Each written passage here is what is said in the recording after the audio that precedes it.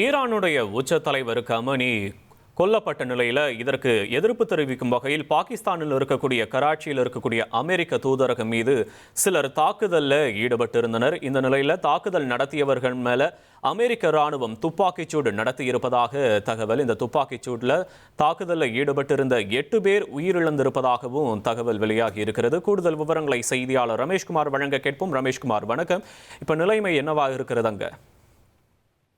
Khamenei கொல்லப்பட்டதற்கு எதிர்ப்பு தெரிவித்து பாகிஸ்தானில் இருக்கக்கூடிய அமெரிக்க தூதரகத்தை சில போராட்டக்காரர்கள் சூறையாடியதாக சற்று முன்னதாக நாம் செய்திகளை வெளியிட்டிருந்தோம். இந்த போராட்டக்காரர்களை கலைக்க பாகிஸ்தானுடைய பாதுகாப்பு படையினர் கண்ணீர் புகைகளை வீசியும் துப்பாக்கிச் சூடு நடத்தியும் கலைந்து செல்லுமாறு எச்சரிக்கை விடுத்தனர். அந்த துப்பாக்கிச் சூட்டில் தற்போது 8 பேர் வரை உயிரிழந்திருப்பதாக அங்கிருந்து வரக்கூடிய தகவல்கள் தெரிவிக்கின்றன. இது அதிகாரப்பூர்வமாக அறிவிக்கப்படவில்லை என்றாலும் அங்கிருந்து பாகிஸ்தானிலிருந்து வரக்கூடிய தகவல்கள் 8 பேர் இந்த துப்பாக்கி சூட்டில் உயிரிழந்திருப்பதாக தகவல் கிடைக்கப்பட்டிருக்கிறது.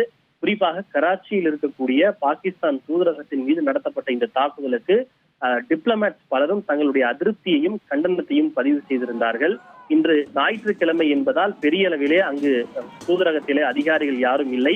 ஒருவேளை அதிகாரிகள் இன்று இருந்திருந்தால் அது உயிரிழப்பு வரை கூட சென்றிருக்கக்கூடும். அந்த தூதரகத்தை முற்றுகையிட்ட ஈரானுக்கு ஆதரவான சில போராட்டக்காரர்கள் பாதுகாப்பு தடுப்புகளை தகர்த்தெறிந்தும் கண்ணாடி ஜன்னல்களை உடைத்தும் கட்டைகளை கொண்டு அடித்து நிறுத்தியும் தீ வைத்தும் சூறையாடி இருக்கிறார்கள். இதனை தொடர்ந்து ஆர்ப்பாட்டக்காரர்களை கலைக்க பாதுகாப்பு படையினர் நடத்திய கண்ணீர் புகை மற்றும் துப்பாக்கி சூட்டில்தான் 8 பேர் வரை உயிரிழந்திருப்பதாகவும் சிலர் காயமடைந்திருப்பதாகவும் பாகிஸ்தானில் இருந்து வரக்கூடிய தகவல்கள் தெரிவிக்கின்றன. அந்த இடம் இன்னும் பதற்றமாகவே காணப்படுகின்றது. ஒரு பரபரப்பான பதற்றமான ஒரு சூழலாக தூதரகத்தை சுற்றியுள்ள பகுதிகள் காணப்படுகின்றன. உங்களுடைய விவரங்களுக்கு நன்றி ரமேஷ்குமார்.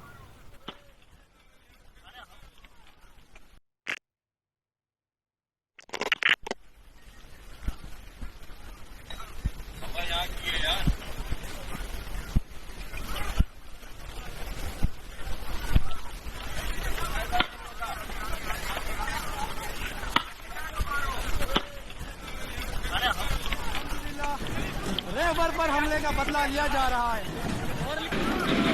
तोड़ दिया।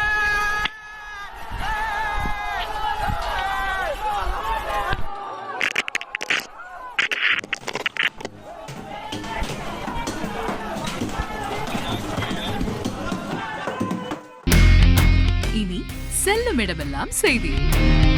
தந்தி டிவியின் வாட்ஸ்அப் சேனலை ஃபாலோ பண்ணினா செல்ல இருக்கும் இடமெல்லாம் செய்தி.